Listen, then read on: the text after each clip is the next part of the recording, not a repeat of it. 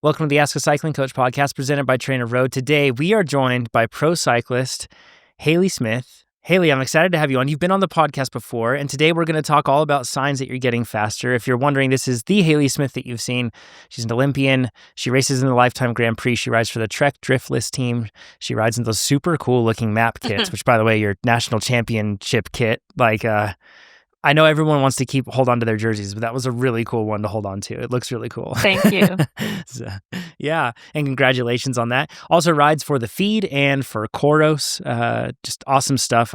Thanks, partners, for supporting her. That's really great for the brand supporting Haley. If you want to support Haley, you can do that. We're going to talk again about reviewing kind of like a whole year and reviewing your training and your racing as you're going throughout your season and trying to find signs of you getting faster. And we're going to do this through a very natural way. Rebecca asked a question to the podcast, said, "Hey coaches, my race season is officially done and I was hoping you could share your perspectives on how to do a year in review of your training. Maybe Coach Jonathan could model it for us with his year.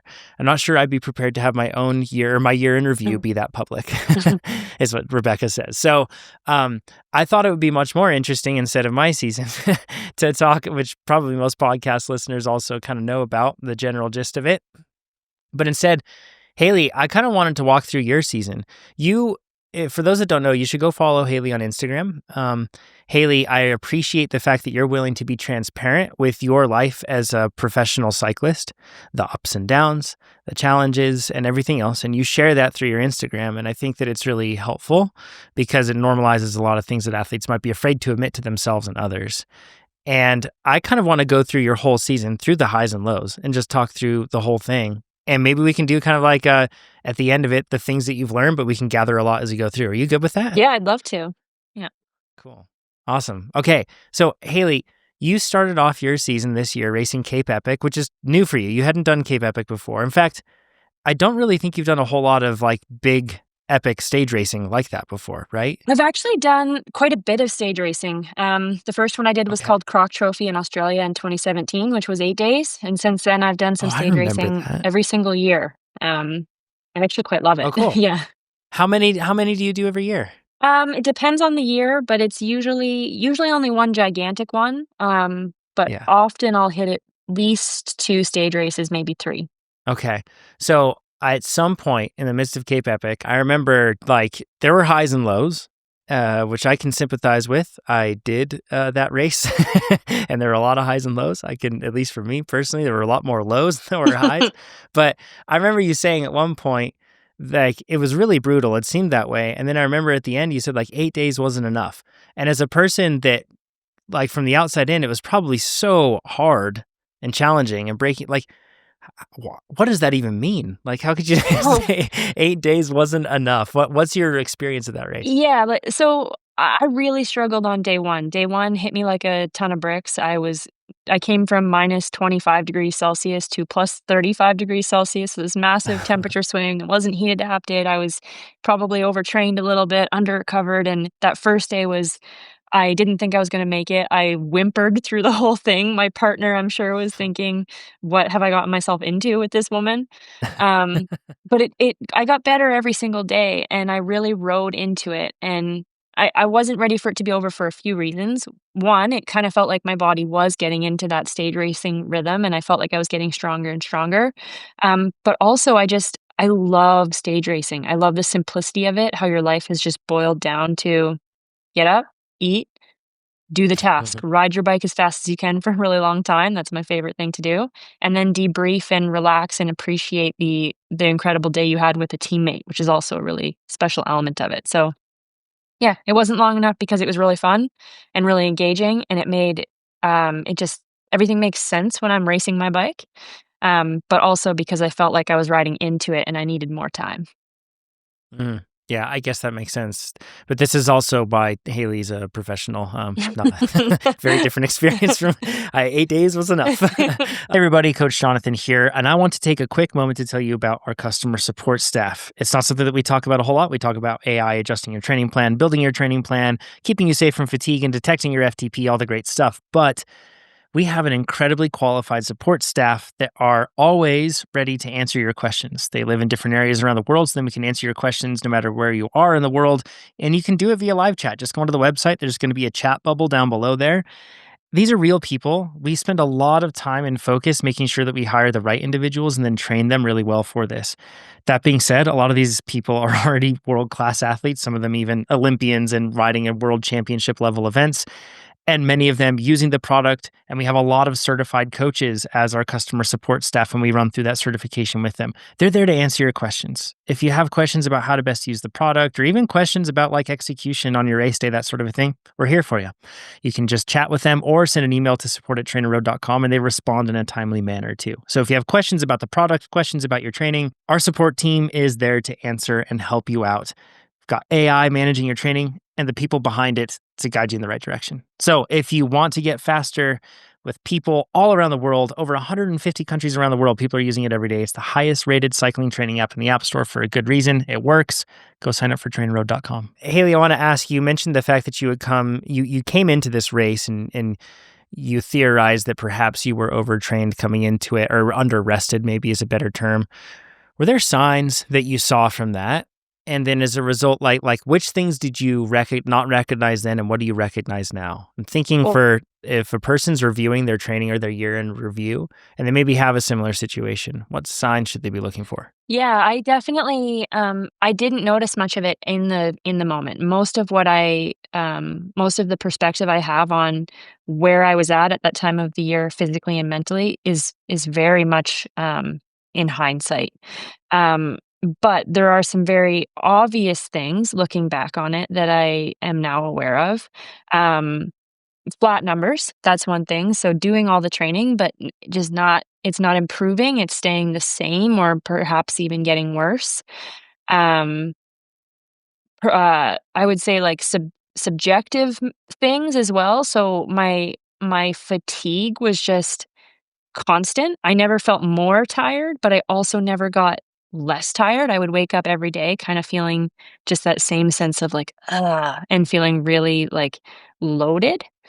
So that kind of subjective measure. Mood also, that was a big one. I was having really, really flat or I mean, if this is your bandwidth of mood where you function, my whole bandwidth had come down. So my high emotions were much lower and my low emotions were really low.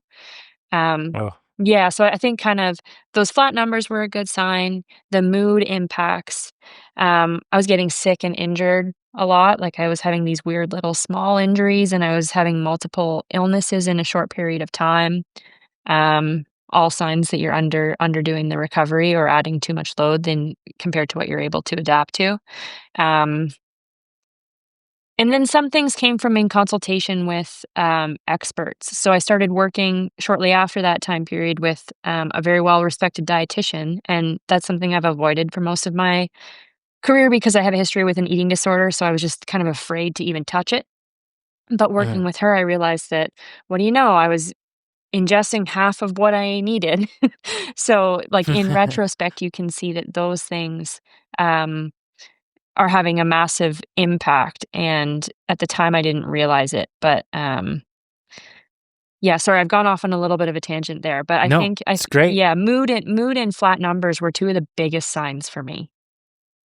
It's kind of funny because sometimes it's hard to tell the difference between just like I'm really deep into a training block and those scenarios, right? Like, have you found anything that helps you tell the difference between fatigue when it's that almost, I dare say, productive fatigue and then unproductive fatigue? So mood for me is the biggest thing, mood and sleep. So if my mood is able to sort of rebound from, like, you're gonna probably feel a little bit low when you're tired, but if you're able to rebound from that throughout the week and have some days where you feel pretty good, then I think I'm riding the right balance.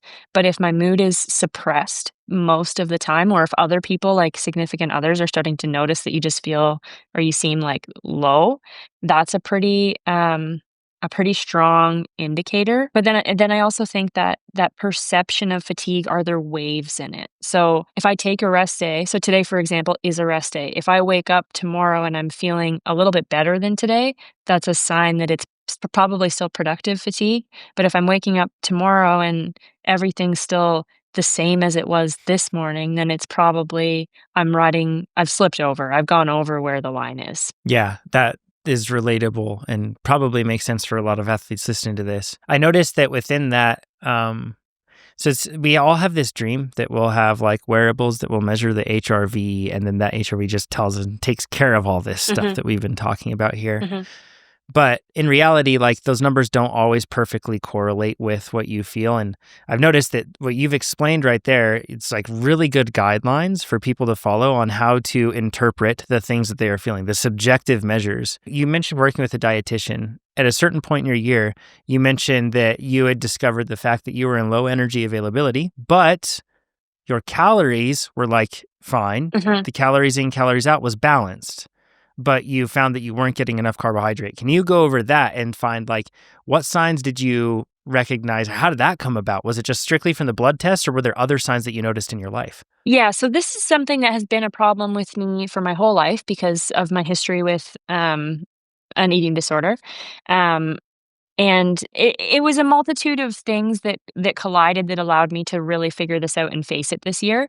But the blood tests that I had done with Athlete Blood Test, I think it's athletebloodtest.com, that was really what made it very apparent.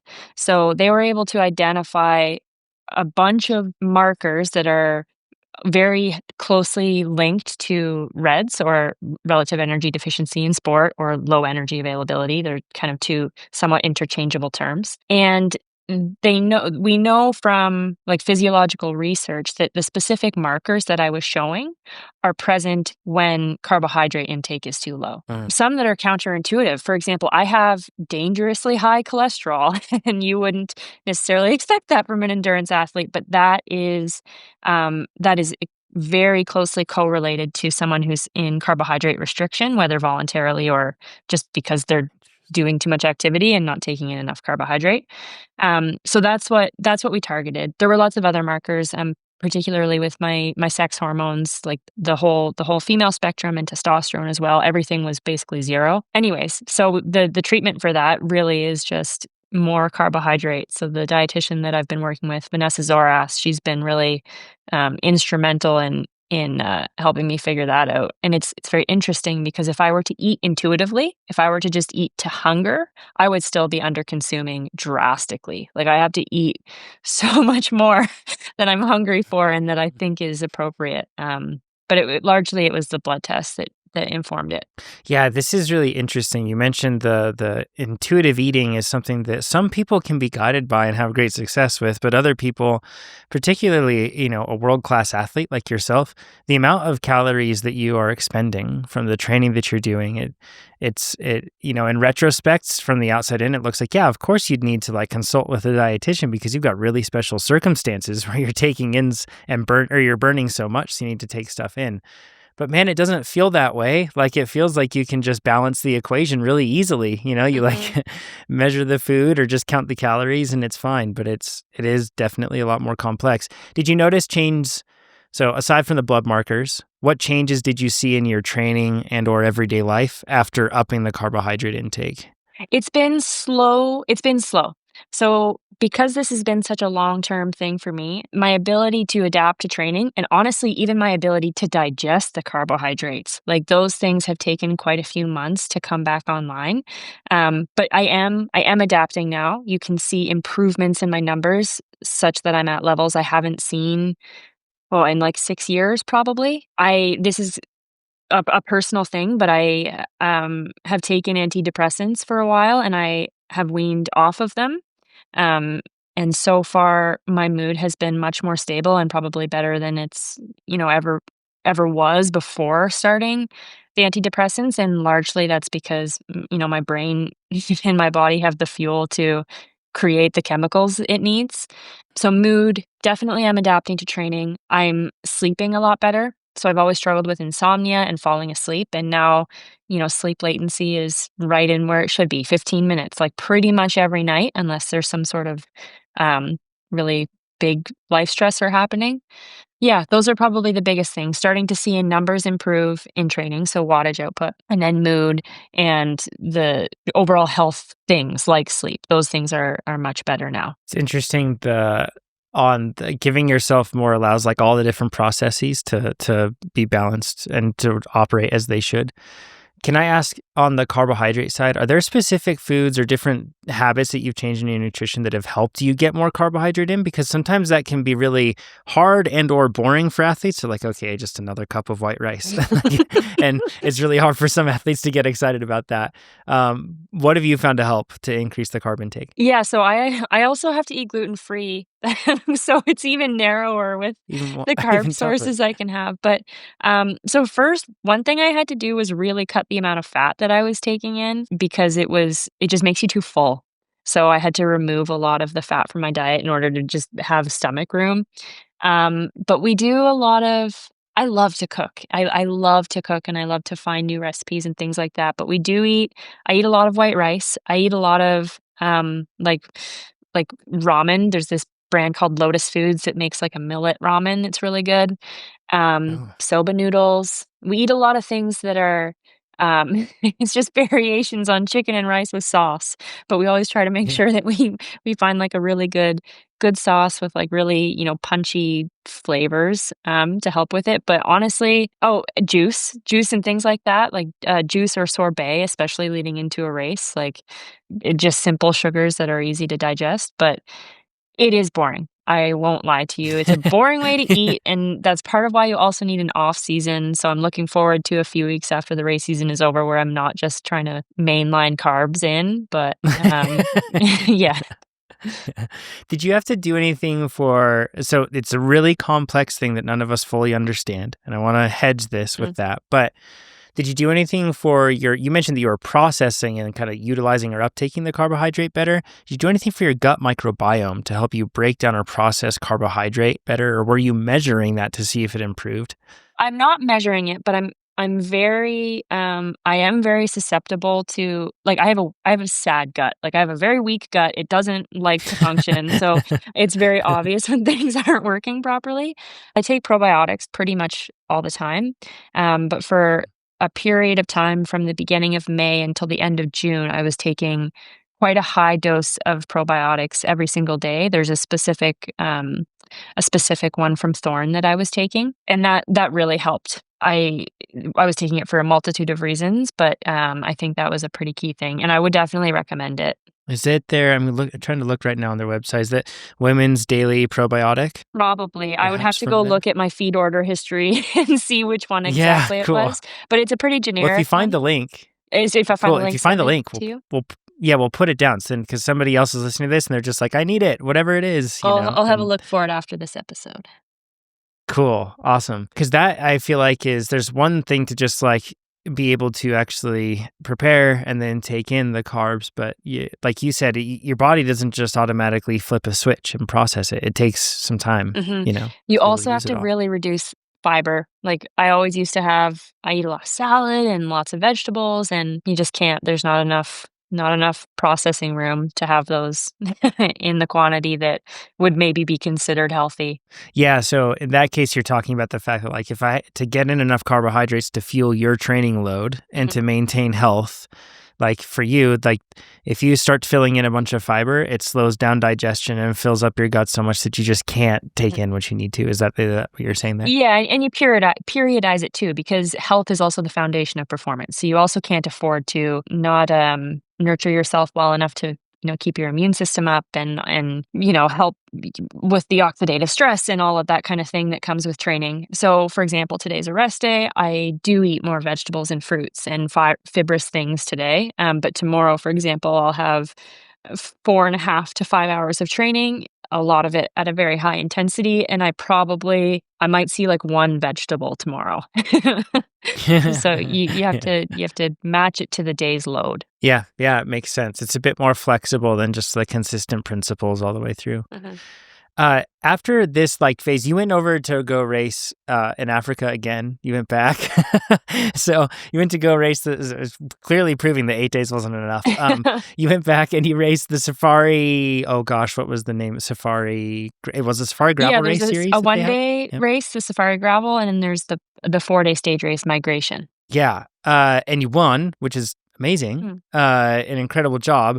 But and you seemed like just fulfilled. Mm. Like not just about winning, but about riding your bike in general, being in Africa, like just like such a cool experience.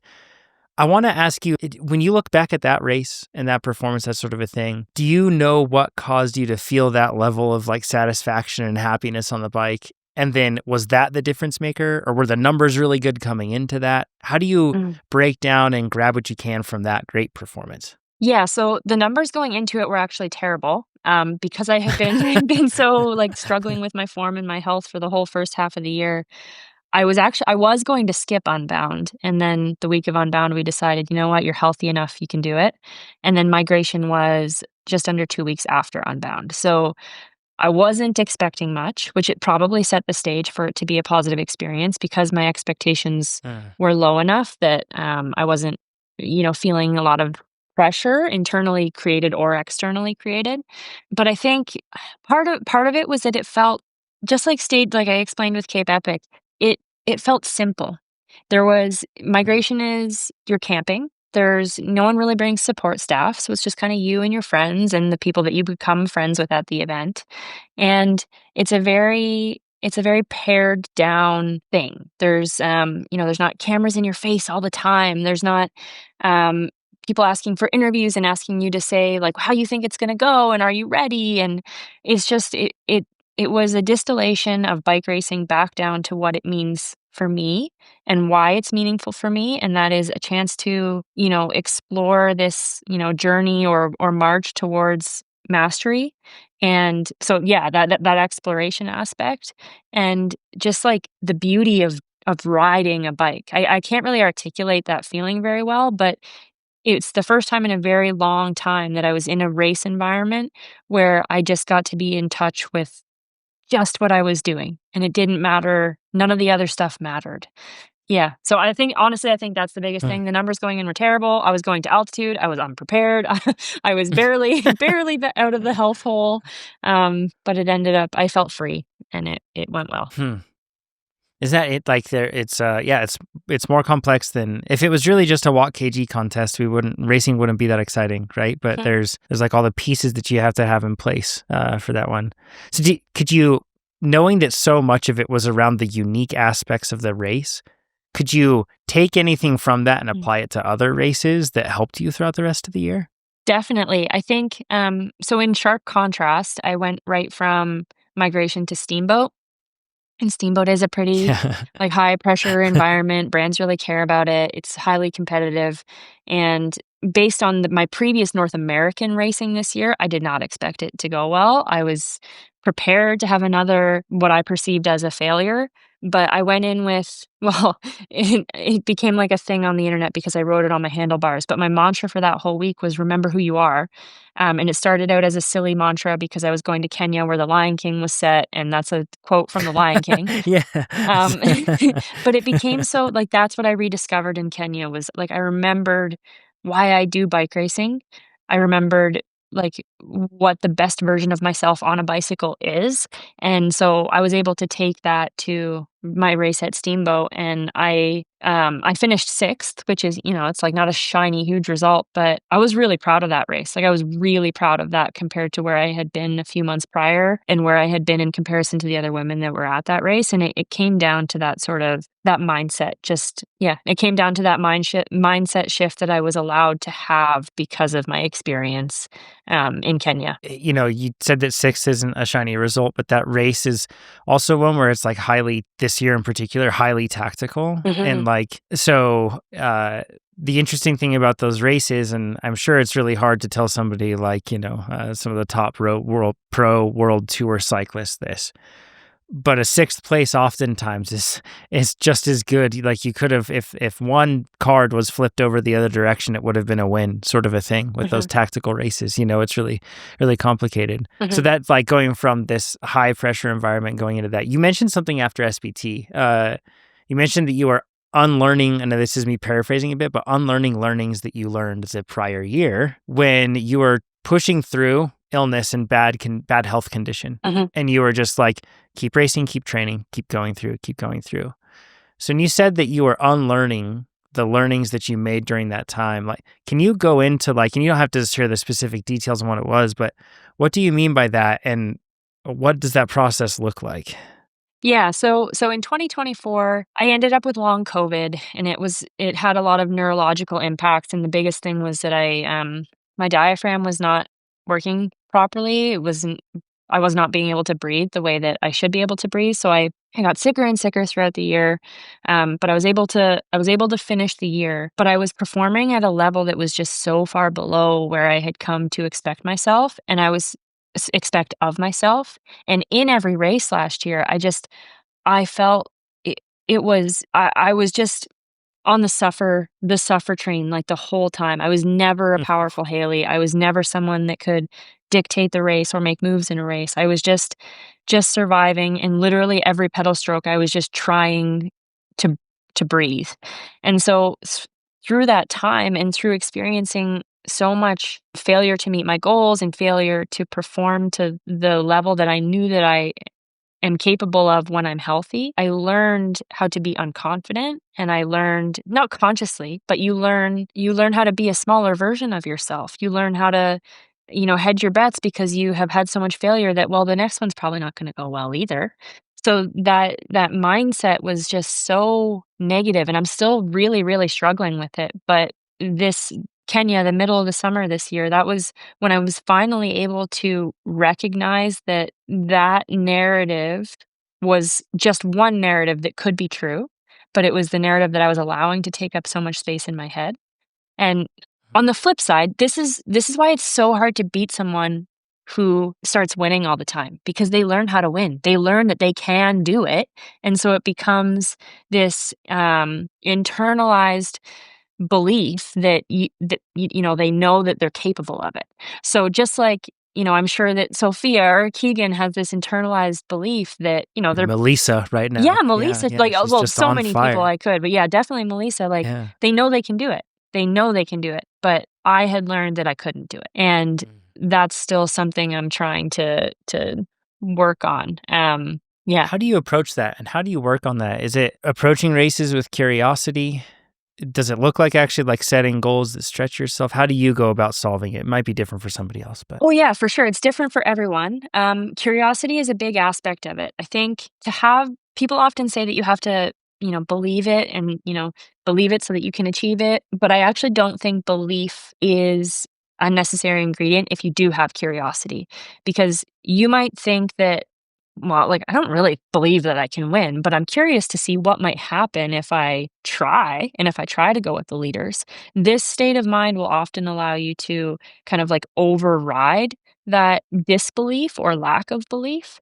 So, cultivating curiosity is a really big thing for me. And I do that a lot in journaling, and in my preparation for races. I'll, like, set the mental stage or set my purpose. And it's often about asking a question of myself with respect to the race and the effort.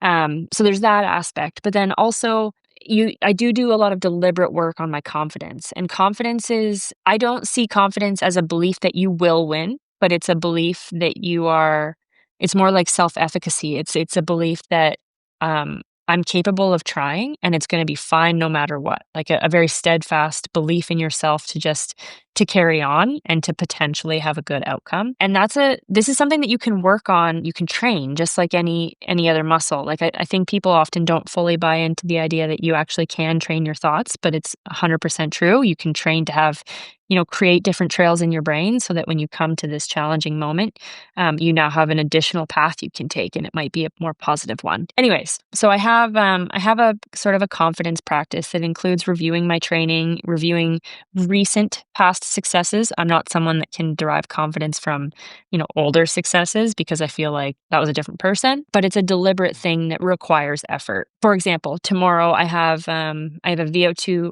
quite a quite a scary VO2 set.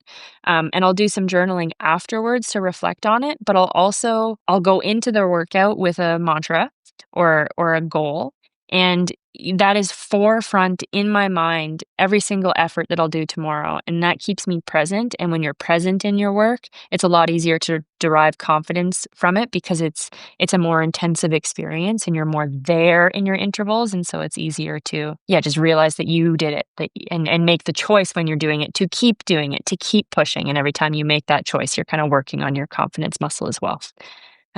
Sorry, that was a bit of a word vomit, but No, it's wonderful. It's fantastic because that shows the building blocks to something that's really hard for people to break down and achieve. Confidence being built many times feels like a chicken and egg scenario where it's like, well, I need confidence in order to have success, and success breeds confidence. But that's a really great point that you make in the sense that you focus in on being present and then making the decision to continue. A really common thing that we hear from, or that I've heard from athletes over the years, is the fact that they will, whatever numbers they're doing now in their training, they'll say, it's not as good as I once was. And I'm really guilty of this too, right? Where I go, numbers used to be higher. But when we step back and think about all the thoughts, as if if you think about it in terms of a bank account, something just so purely objective, it would not make sense for us to deposit negative deposits into our bank accounts. It just doesn't make any sense. We would never want to do that. It's only things that contribute to growing the total and growing the whole. And when we think about our thoughts and the things that we tell ourselves as we're training, it doesn't seem to be very useful in any way to put down negative thoughts that would be holding us back and decreasing our balance. Instead, it's not about fooling yourself. Like you said, you just have to create the environment where you can achieve something, and then you achieve that. And you just have to build on those blocks. And eventually it gets to the point where you get confidence in your ability to execute like that, There's also something to be said for asking yourself what success is, and like what type of success is worthy of imbibing to improve your confidence. And I mean, I don't believe that the only way to have success is to win a race or to do some sort of objective number for a one-off interval. There's lots of different ways to measure success, and you have to be kind of creative in deciding how you're going to measure it. So again, to bring up tomorrow's workout, I don't know the specifics of it off the top of my head, but I think I have 10 different VO2 efforts tomorrow.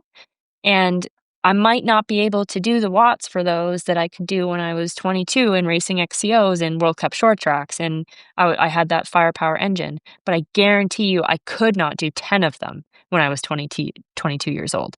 So sure, the watts might be a little bit lower tomorrow than they used to be. I don't know. But you have to kind of see the other ways that you can look at improvement, and repeatability is a big one. Durability, ability to produce power 6 hours into a ride as opposed to at the very beginning.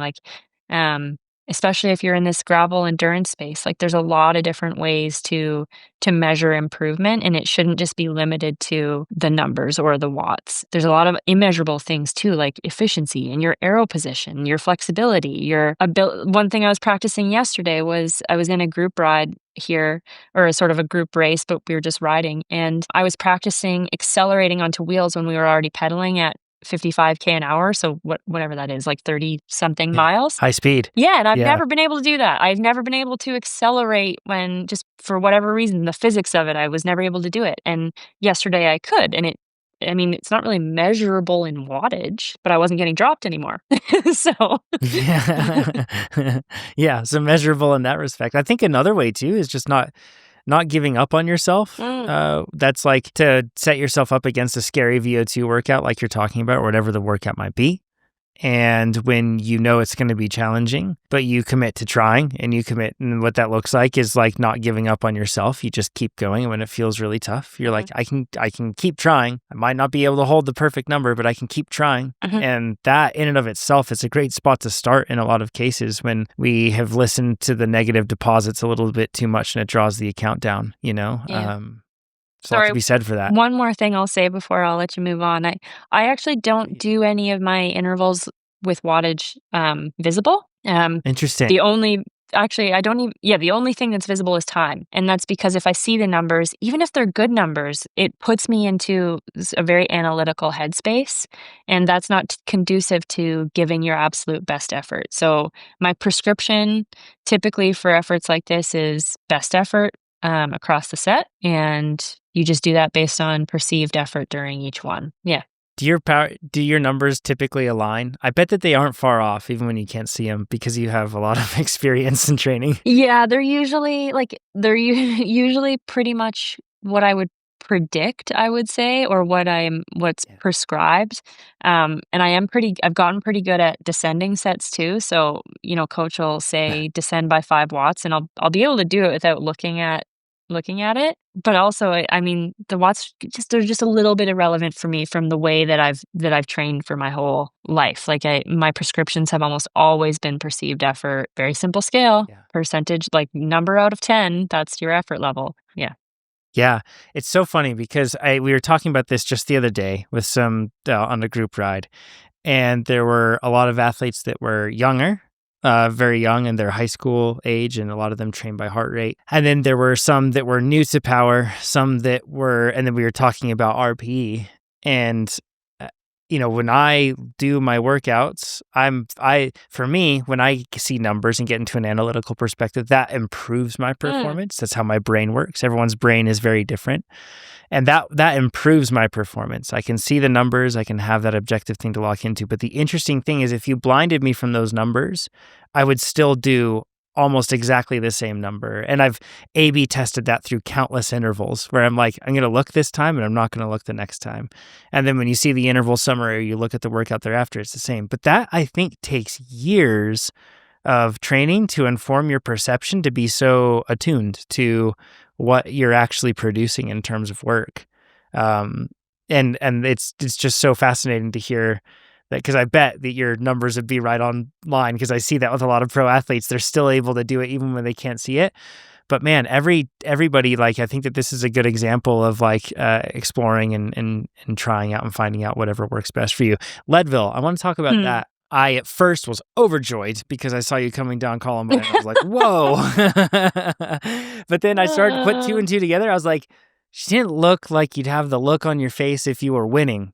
She kind of looked like she was not feeling great. And then, of course, afterward, we chatted, and the AQI there, I know that it was variable throughout the region, anything else, and kind of blowing through and probably different in spots. But when I got there and when I pulled out my phone and looked when I was in town, it was 160. And then when I was like driving up to there, it was far worse. It was even like, it was very dense and like kind of hard to see down in Copper. But then, in the race, I think it wasn't until I got going like midway up Columbine that I was like, oh, the smoke starts to, like, it seems to be dissipating maybe.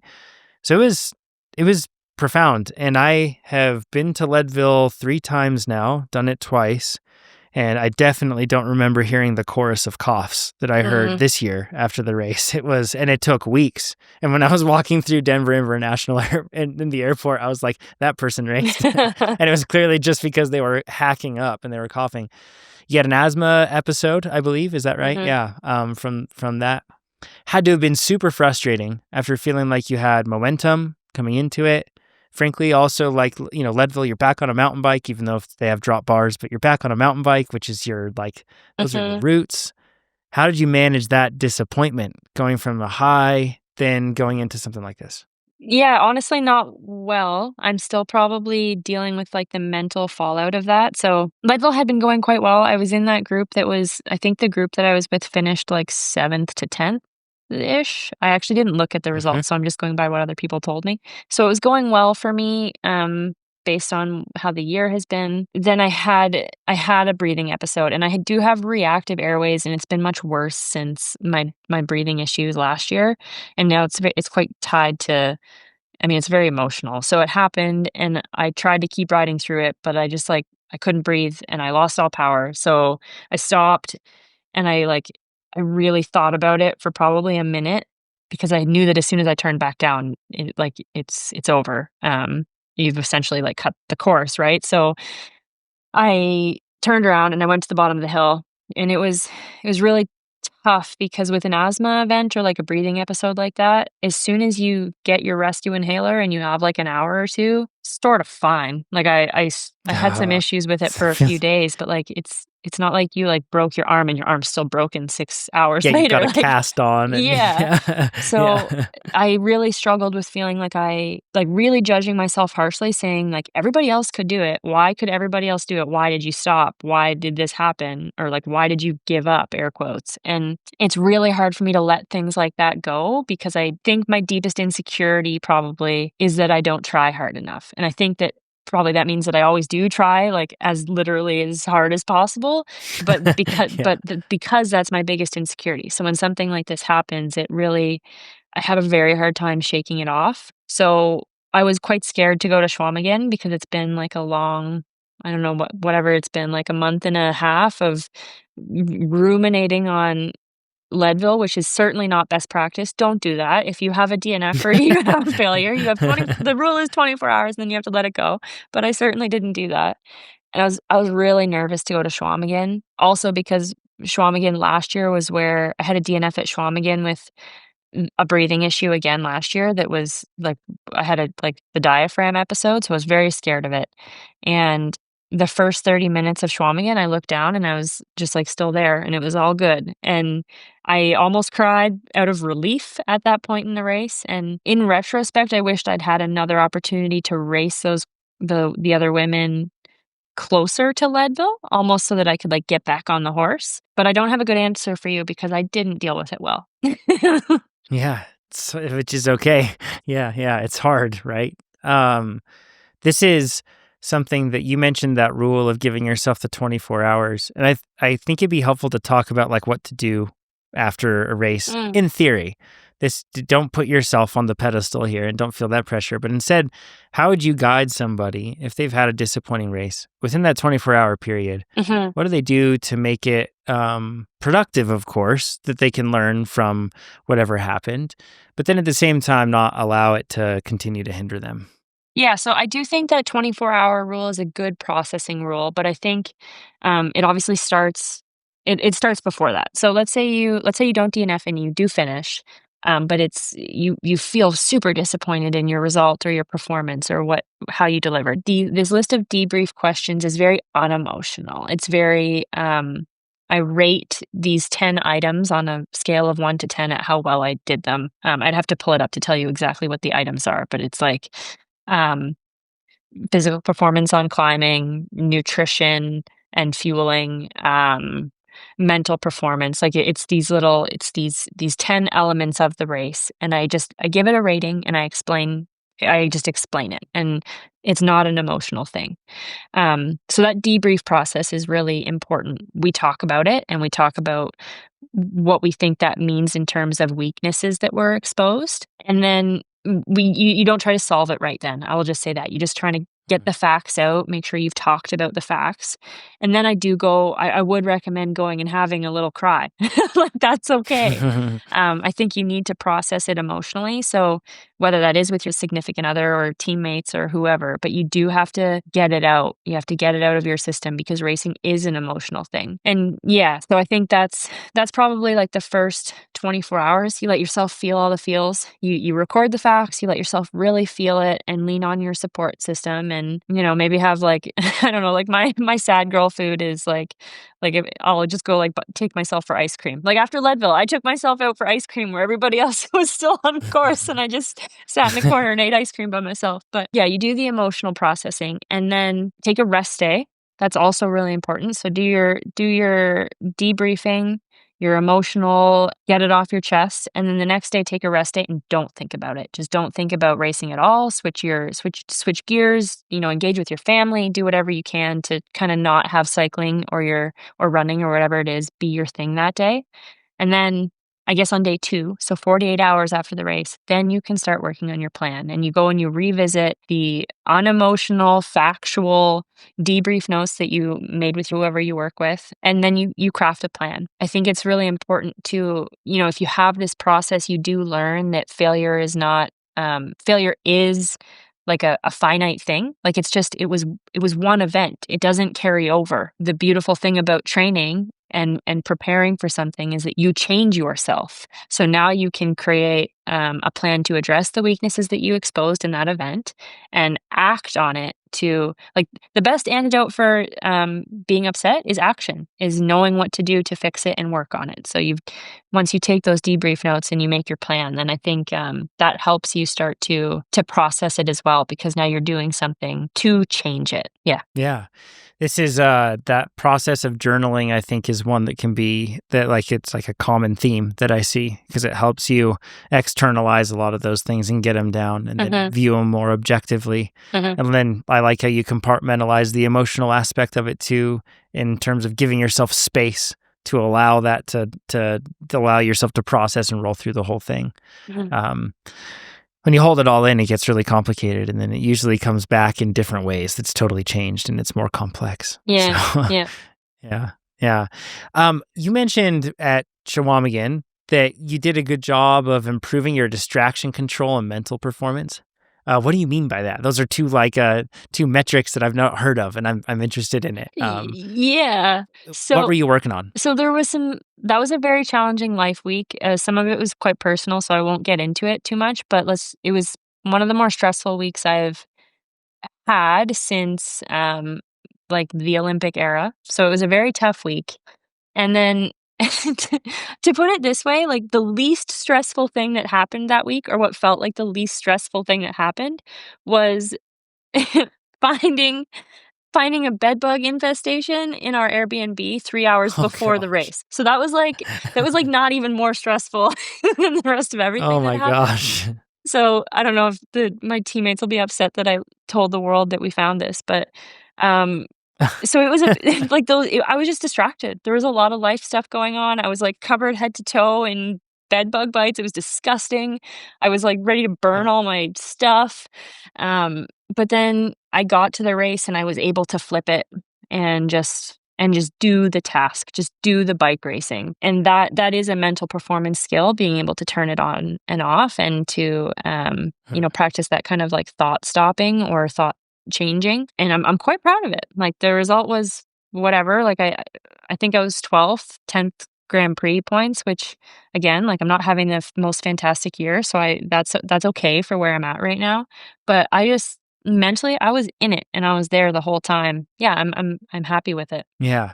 That's like super challenging, and people listening to this that have jobs, families, and have all these other things that you probably have to do your workouts in far less than ideal circumstances. So hopefully that's relatable. It's, can you go back to anything in particular that you did, or did you just do a good job of externalizing it emotionally and taking care of the emotional part and then just getting onto the bike?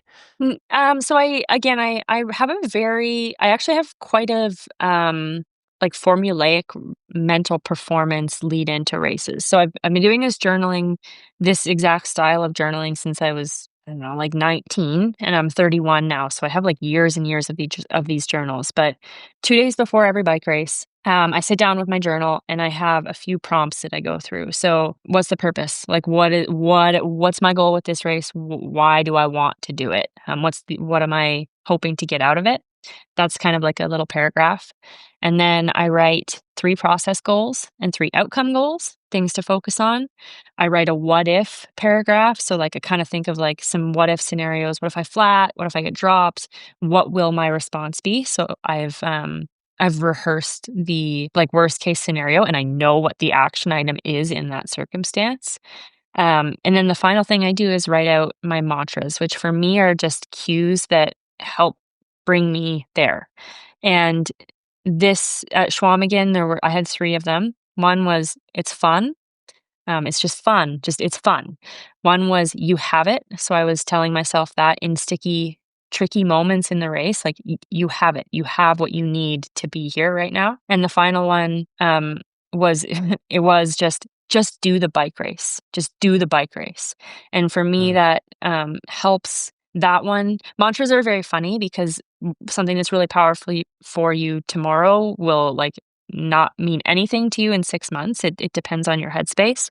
But that third one for me was, I kept repeating it to myself. I had it visible, so I had it, like, I saw it many, many times in the lead up to the race.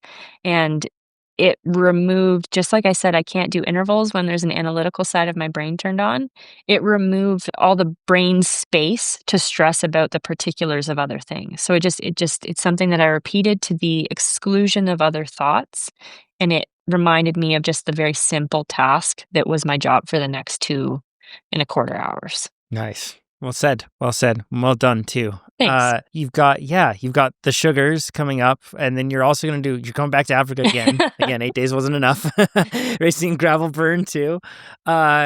With, like, all the learnings and experiences you've had in your career, we've talked about your preparation process through this like journaling approach where you're writing things down and going through it. How do you manage expectations coming into races? Or perhaps it might be even better if you like adopted a position of how do you suggest to other people that they manage their expectations coming into races? I think everyone wants to win, but there's only one winner, so it's kind of hard. Well, I think it's important to have goals that are stretch goals, but also goals that are realistic. So like I said, when I do my journaling, I write out 3 process goals, but also 3 outcome goals. And so they're differing ways of having very objective success, very measurable success. And one of them is it's usually to win the bike race. Doesn't happen that often, but that's one of them. And then there's always 2 sort of supporting outcome goals as well. And I think that really helps. It's not necessarily managing expectations, but it's also just creating more opportunity for success. So if the race win does ride away from you, it's not over. There's not, you're not playing for nothing now. So I would encourage someone to develop kind of like a robust idea of what success from the day can look like. And you'll know it when you land on the goal. Like it'll feel meaningful to you. An example is like for Unbound, one of my outcome goals is always to finish because I'm aiming for 5 finishes. Like I want 5 200-mile finishes. And so it's a very compelling goal for me, even though it has nothing really to do with winning the race. So I would suggest having multiple different objective measures that you're working towards. I think you have to be really honest with yourself. That's another step too, is I think for a lot of people, stress builds up in the lead up to a race and they don't realize that that's happening, but also that it's because they're creating and propagating this sense of pressure. And I think recognizing that you're feeling that is really important and being honest and saying, I'm feeling that. But then also the second layer of that is acknowledging that all pressure is made up. What you're doing is pedaling a bike in circles. It matters, but it does not matter. So none of the pressure around it is real. Like it's just, even as a professional athlete, like sure, contracts come out of this, money comes out of this, but it doesn't actually matter.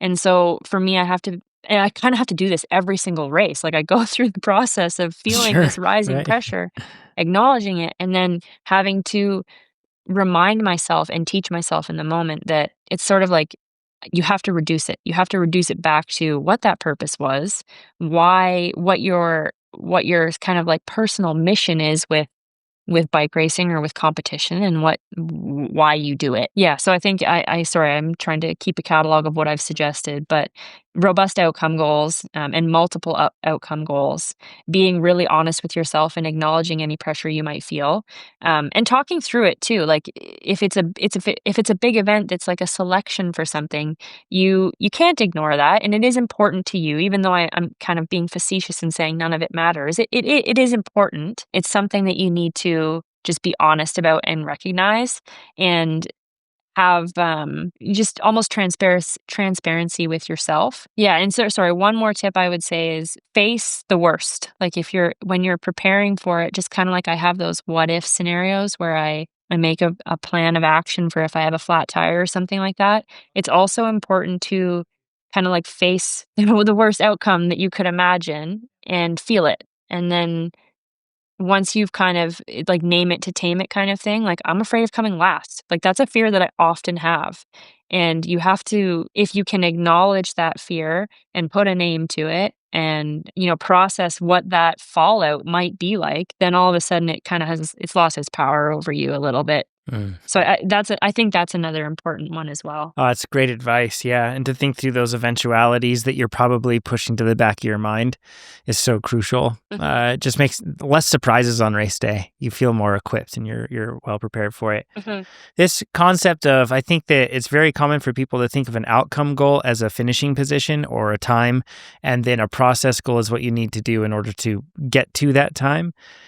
But outcome goals can be various different things. I know one outcome goal that's really helpful for me is I always have a nutrition goal. Like, and my outcome goal there is like, get to the end of that race and, depending on the duration of the race, 3.5 liters of water should be drank. Like that's like fluid, like drink those 3.5 liters. And that's like one process goal that I can hit on. If it's a mountain bike race in particular, I'll usually focus in on like a specific aspect of the course, and I'll be like, nail that line choice every time or something like that, or go through that section how you want.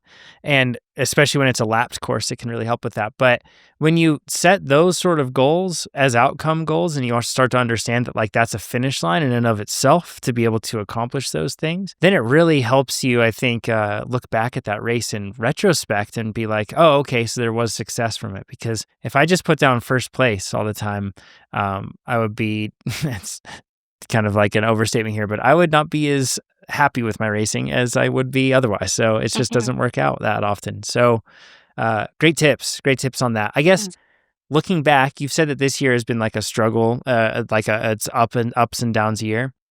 But looking at it from the previous year, I feel like you've solved and discovered and learned things that you didn't have solved, learned, and discovered from the previous year. So how do you look back at this year? Is it like, for you, is it a year of success? How do you analyze that? It's objectively, no, it's not a year of success, but on a personal level, it definitely has been. I would say that I've experienced a lot of pain this year, like emotional pain from racing, and it hasn't really been that enjoyable that often, but it's a year that I needed to do. So I would consider this almost like a foundational year. Looking back on it, I've learned a lot of things about the fallout of pushing my body through what I pushed it through last year, but also just basics that I haven't been nailing even though I've been doing this for 15 years, basics that I have not been nailing.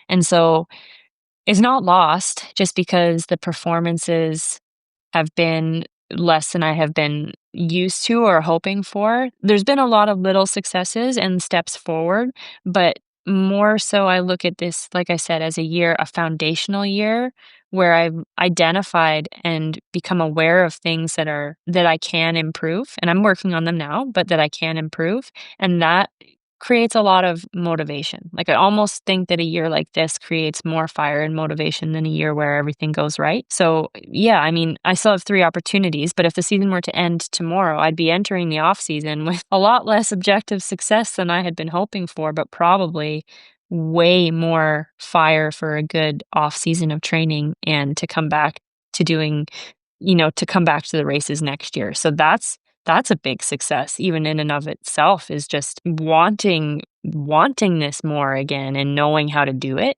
knowing what I need to do it. But there will be very practical things that I'll do in my season review. You look at all the measurable metrics, like, your hours and your biggest weeks and your rest weeks, and what can be tweaked in there, and how the balance can be improved, the quality of the intensity that I was able to do, how I was able to manage the flow of things with racing. For example, I know that we're going to reduce my calendar for next year. It was too much this year and it detracted from training. So there will still be a very detail-oriented dissection, just like the post-race debrief, just on a bigger scale. Like, there will be a very detail-oriented factual dissection of what happened this year. There will be an emotional processing where I will be sat on a beach with Leslie, pretty sad for 4 or 5 days. Also, experiencing some happy moments, and then the crafting of the plan. And that will be a plan that's designed to attack the weaknesses that we identify and we have been identifying all year, but also in this postseason debrief, and then working towards it. Yeah. I don't know if you want more specifics than that, but no, it's great. No, the principles are the important thing, because then that helps all of us understand how to do it. That was fantastic. Haley, thanks for being willing to step through your year like this, because I feel like that is probably going to model the best approach for most people, better than just me reciting what the principles would be just simply. I think it adds a lot of color. I'm going to probably go to the far end of the spectrum here, and I'm going to talk about the main things that I pay attention to and I measure when I look back at the year. And the first thing for me in terms of what drives performance is consistency. And what I mean by consistency is how many workouts did I complete that were prescribed? So that doesn't mean that I completed it perfectly as prescribed. That just means that day I trained and I was supposed to train that day.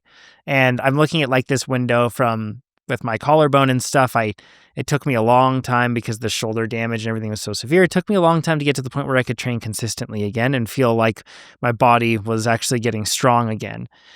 This kind of started in June, and in a period of, I think that this 91, I pulled this stat from like a few weeks ago, so it's probably dated. I have more workouts since then, and I haven't missed one, but it's 88 out of 91 workouts were like done, which that's huge for me.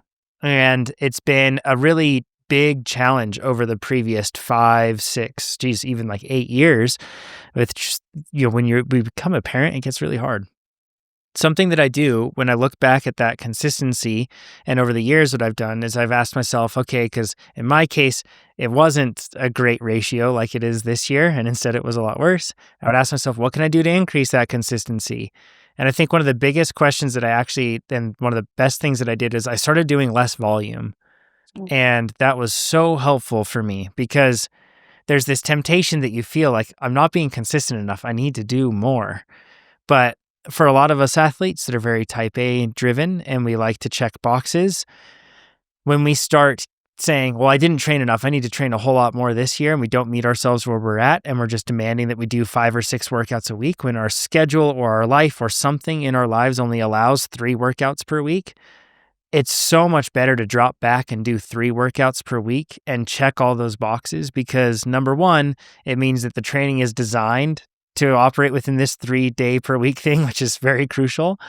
If you're trying to do a 6-day plan but at the same time, you're only doing 2 of those workouts a week and I don't know, both of those days are high intensity and you never do any endurance or vice versa, you're not going to get what you need out of it. So it's best to just meet yourself where you're at. But I think that's a big thing. And once you feel like you can, to your point earlier about getting little things knocked down and building confidence, once you can hit your plan for 3 days per week and you do that consistently for a period of time, you're like, oh, this is great. I've got this. And you rebuild that confidence. But then you have to ask yourself too, like, should I adjust the scheduling? Should I adjust my nutrition? What's stopping me from being consistent?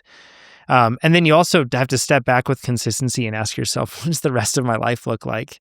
Like, if you're really trying to put all the eggs into the training basket and everything else is on fire in your life, you probably need to step back and be like, all right, should I reprioritize a little bit? And I've had to do that a lot where I'm like trying so hard. And then I ask myself, I'm like, did I help put my kids to bed one time this week? Or was I out training so late that I couldn't do it? These are like real questions that you have to step back and ask when your life has other things. And even professionals like Haley, where their life is intentionally, in quote, supposed to be entirely dedicated to the sport, there's a lot of other aspects of a person's life that merit consideration. So consistency's first, and those are the things that I look at. The other thing, there's like a tool, kind of like a cheat code that you can use with TrainerRoad in particular.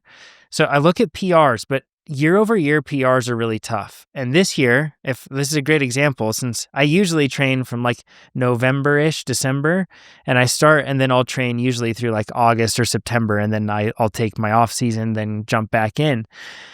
But this year, I kind of didn't start that normal routine until I was in June because of injury. So if I was to look at my year-over-year PRs, I'd be so bummed the whole year from June until now. But there's a feature that we have called Season Match where it looks at how many weeks you're into your current season. And then you can compare that. And let's just say I'm 5 weeks into my season. You can then see how your PRs compare to being 5 weeks into any other season that you've ever had. And you can custom create those timeframes. And that's been really helpful for me to see that, like, oh, actually, I'm having on-pace improvement. Like, this is what I should see. Whereas otherwise, I'd be like trying all year and never seeing a PR. So that's like a really helpful thing with power PRs is using those matched. But then you have to step back and also ask yourself, are those PRs actually relevant to my goals? If you have this goal of racing criteriums and that's like your main focus, but your 2-hour power is just off the charts, like you need to reassess and you need to shift that and make sure that they're the ones that matter. And then the other one is also like performance at key races, but I don't look at it in terms of like, did I win everything? Instead, I look at it from, did my performance match my execution? And then what changes need to be made to my planning or execution process if they didn't match? Because everyone out there, like when you go into a race, you need to have some sort of a plan, like Haley really broke down for us, that you have like things that you're going to accomplish, and then that's going to be what the race is going to be for you. You just let yourself go and execute, and this is what it is. So that's how I judge that. And then the last piece, and I know I'm saving this for last, so it may seem less important, but I don't mean to imply that, but joy, like what did you enjoy most about training and racing this season, and what didn't you enjoy? Should you do more of the things that you enjoy? Which, not all of training is enjoyable. Sometimes it is hard and not enjoyable. So, but you should ask yourself, like, should I do more of the things that I do find enjoyable? If you really love mountain bike racing, but you're doing all these gravel races and you really don't want to do any more gravel races, and you're not paid like Haley, then maybe you just decide to change up the racing you're doing. Or if you really hate doing like long endurance rides or something, maybe look at changing things up with your schedule a bit. Because for most of us that aren't paid, life's far too short, to be spending the fun thing doing the unfun things. So that's how I break it down. It's consistency is the main thing. And then after that, I'm looking at my power PRs, but making sure they're matched. I'm looking at did my plans and execution, did it all line up at races, and am I having fun? And that's the best thing I can do for it. But there are a lot of athletes writing in right now asking about their year interview. So I hope that really helped them. Haley, thanks for sharing your process through it. I have a couple more questions. Can we jump into them? Cool. This one's close to home for us. Brian says, local road racing in our region, Northern California, is dying. This is a huge blow for me, as it's what I've trained for over 25 years. They mention, while I'm not at every race, I race when I can, but with most of my favorite races either already being canceled or not likely to be around next year, I'm faced with a dilemma. How do I maintain motivation? These races are why I train. And since gravel is on the rise, how do I transfer my love of bike racing over to a new discipline that I don't know if I'll love? Haley, this is like, you've been through this. You were, mountain bike and cross country was your life, and not just cross country, but also like cross country, Olympic, and short track. And now, like you said, you're accumulating, getting close to 1,000 miles at Unbound. So how have you found it? What advice would you give to this athlete to trying to shift their joy from one genre of cycling to another? I would say that first, they're all very similar. Like, I think it's not as if you're talking, road racing to BMX. You're talking about basically just changing the surface that you're pedaling on. And I think you'll find a lot about what you love about road racing does exist in the gravel scene, especially if you sort of pick events that race the way that you like to race. So I would say that they are very similar. But then on the flip side of that, I would also say that one of the most exciting things about sport is novelty. And so it's obviously quite sad that road racing is experiencing such a big lull, but this is really cool because you're going to get to try something new, and that's really, really invigorating. Like, when I read this question, I see doing something for 25 years, and I'm like, oh my God, that seems like it's time for a change. Time for change. Yeah.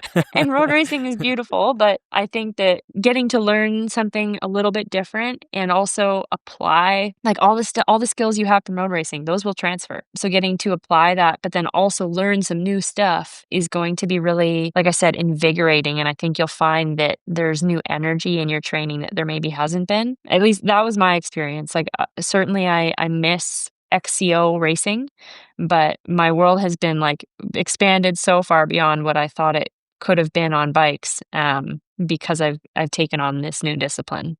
I think you'll like it. Especially with gravel, and selfishly speaking, in this region that we have up in Northern California, like, and Northern Nevada area, like, it's just cool. Like, you get to go to so many cool places. So you'll get to experience a lot. I think the one thing that I would add to that is, come in and put yourself in the position of a novice. Like, and I don't mean this to discredit what you've achieved. Instead, what I mean is that I don't want you to come into this with expectations that, like, all right, I am really well versed at riding in a group, and if these people don't ride in a group like they should be, that will be frustrating to me. Like, you have to manage those sort of expectations, and instead just come in like, okay, I have all this bank of experience. I can see what of that applies to this new space, like Haley said.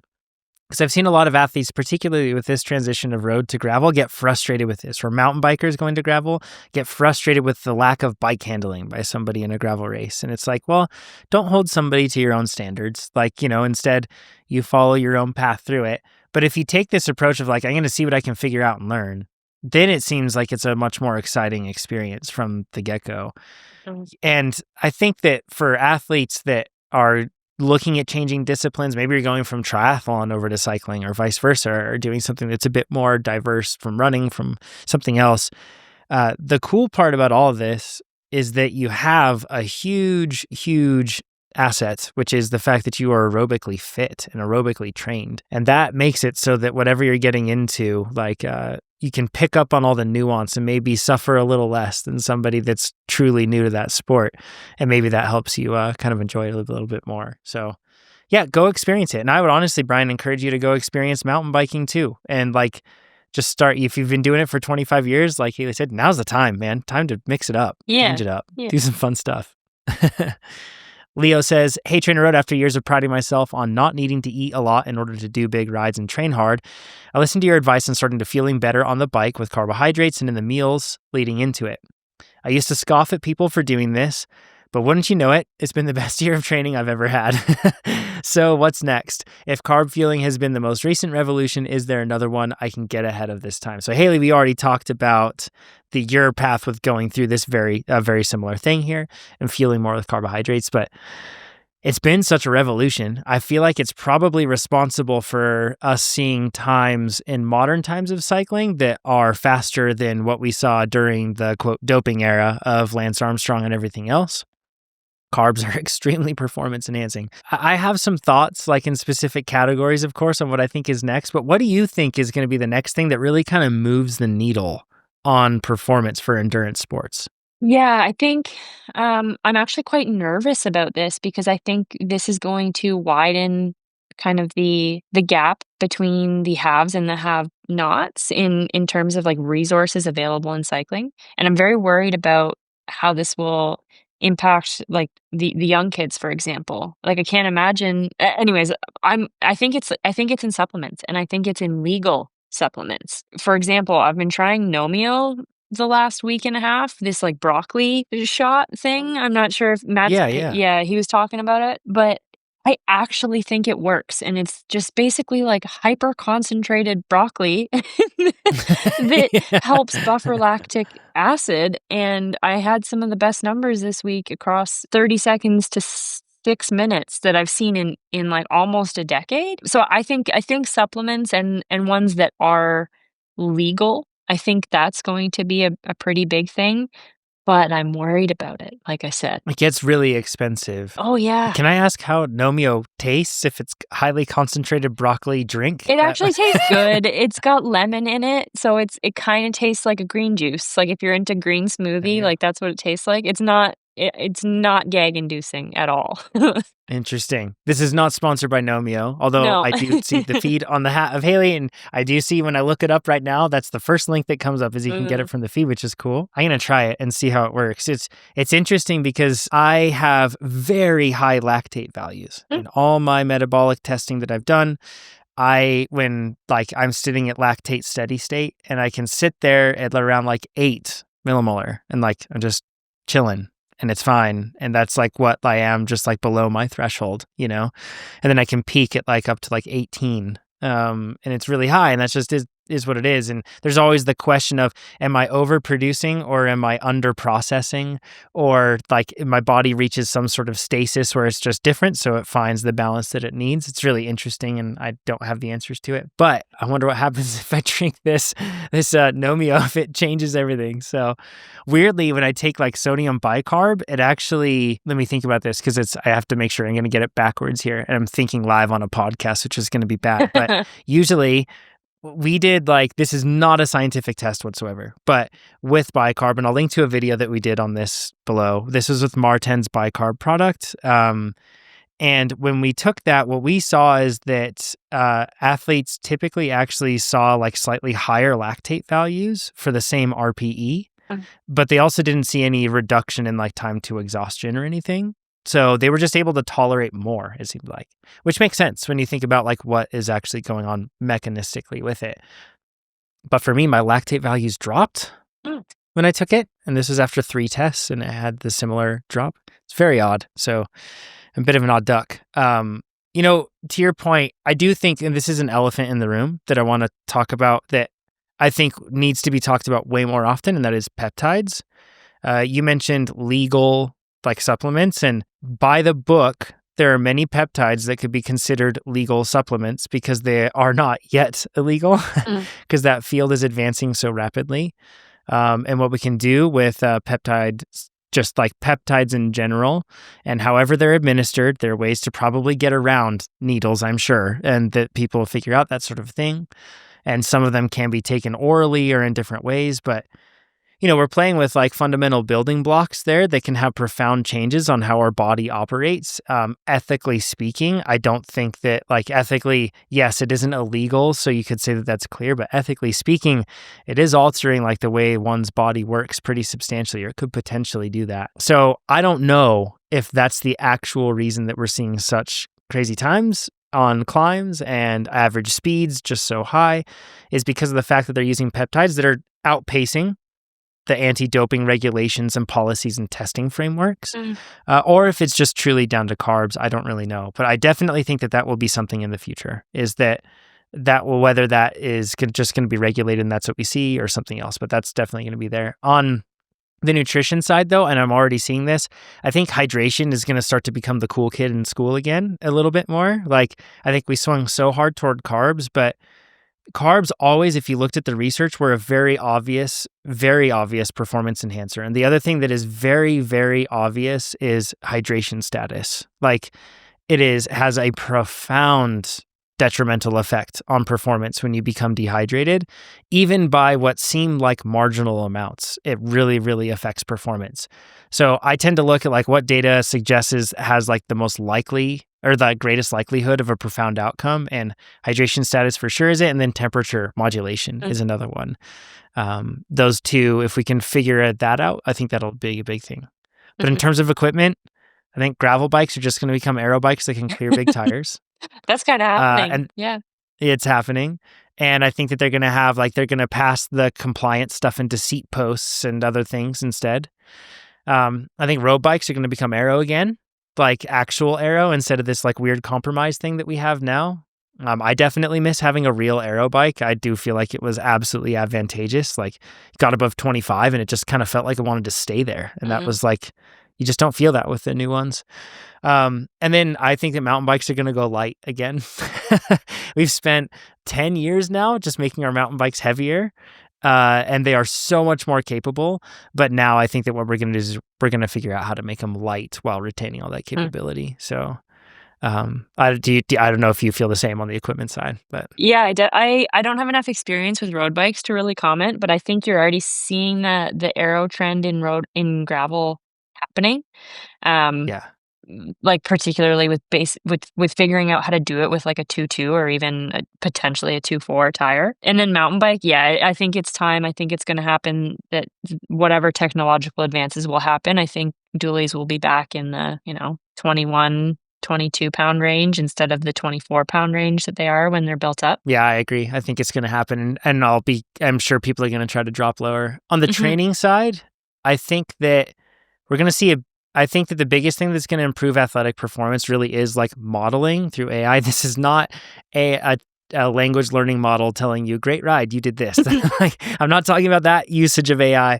AI has like, and specifically like with machine learning and the different things that you can train on all these large data sets of training. Like, I think that we have the opportunity to figure out help athletes rest way, way better. And it doesn't just come from like HRV data itself. It comes from being able to view all of that from such a large, big scale that then we can actually train models that can handle individuals much better. I know that sounds counterintuitive, but that's how it really works. And I think that we're going to start to see athletes rest better and rest more when they need it. And then also like be training at the right intensity. I think those are things that AI can do very, very well, but it is a very complex problem to solve. So I think that's going to like be pretty transformational to training.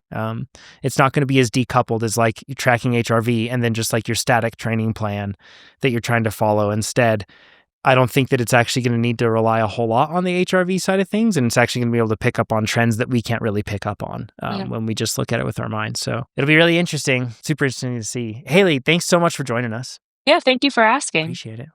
Yeah, of course. I'll put the link down to Haley's Instagram, so then you can go and follow her on there. You can go and support the sponsors that support Haley, and also go to the races and check it out. We've got Little Sugar, Big Sugar, and also, again, the Gravel Burn stage race in Africa, which will be super interesting. So if you're there, go cheer Haley on and go follow her on Instagram, support her. And if you want to become a faster cyclist with AI, go to TrainerRoad.com. It's pretty awesome. We have very exciting things coming very soon. So go sign up. We'll talk to you soon. Thanks, everybody.